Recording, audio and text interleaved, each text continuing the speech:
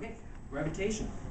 So what I have here is something heavy like this backpack, which I call mass 2.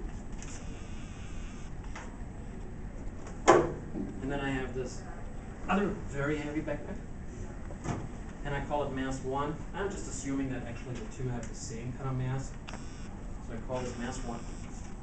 And now the gravitational law says that if you have mass 1 and mass 2, and you have a certain distance between the two, which you always will have, because since I'm kind of walking in between here,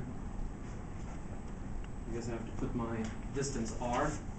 Usually distance r means radius, but it says r or d either way. I have a certain distance between here, so I have mass 1, I have mass 2, I have a distance in between here. I will get the gravitational force. That means these two backpacks will attract each other.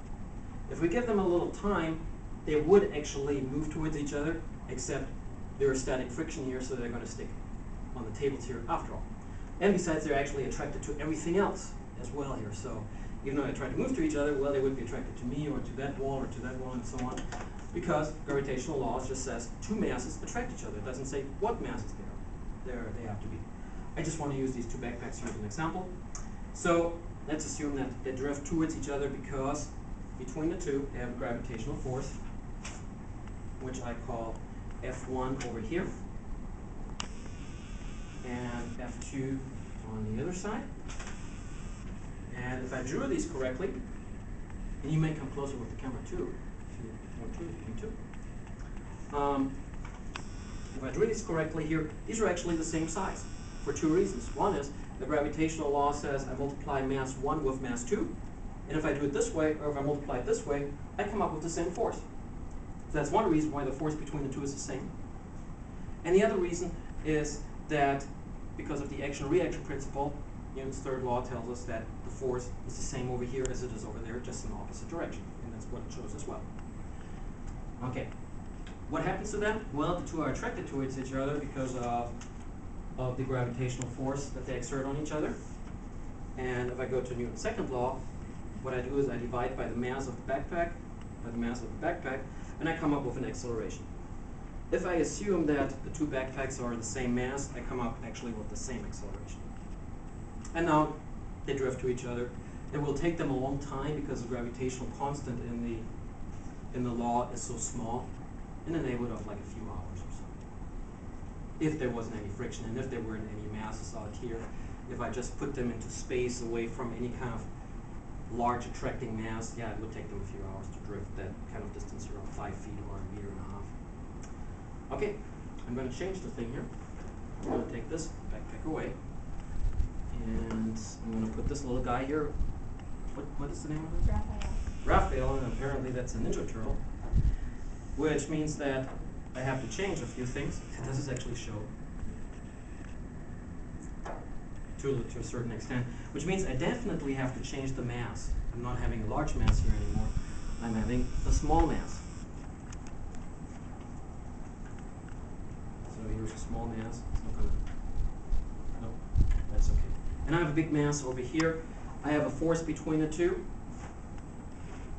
and the force is still the same. I mean, because of the mass here, the overall force is smaller, but it's the same force over here, same force over there, for the same reason I just mentioned.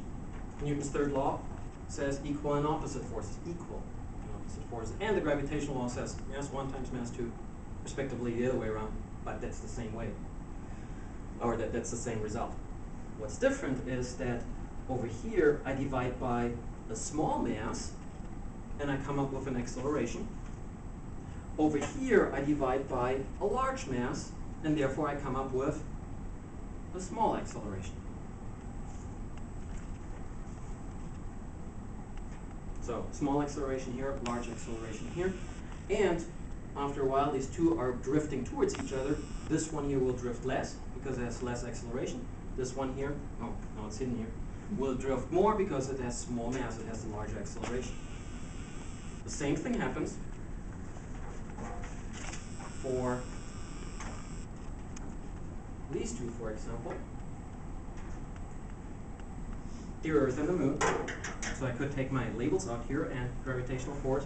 Not quite to scale, actually the size is to scale, but I would have to put this approximately how much is it, 20 feet away or so from each other, but then you know the camera isn't wide enough for that.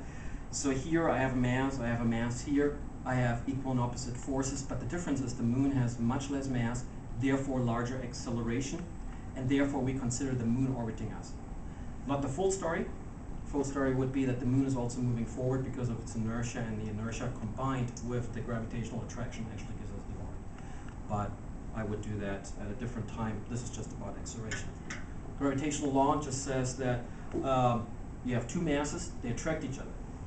So I have these two masses attracting each other here, and any one of these masses attracting Raphael, the Ninja Turtle, or the backpack over here, or me, or you and me attracting each other gravitationally.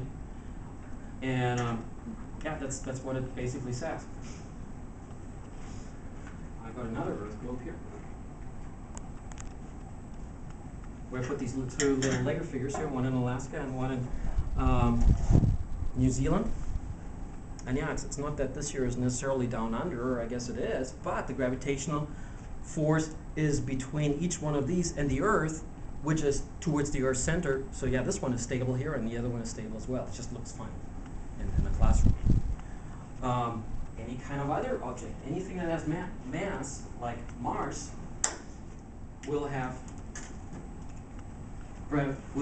has a mass, and therefore if you bring anything else close, like this Mars rover here, yeah, it will stay, because the two gravitational attract each other.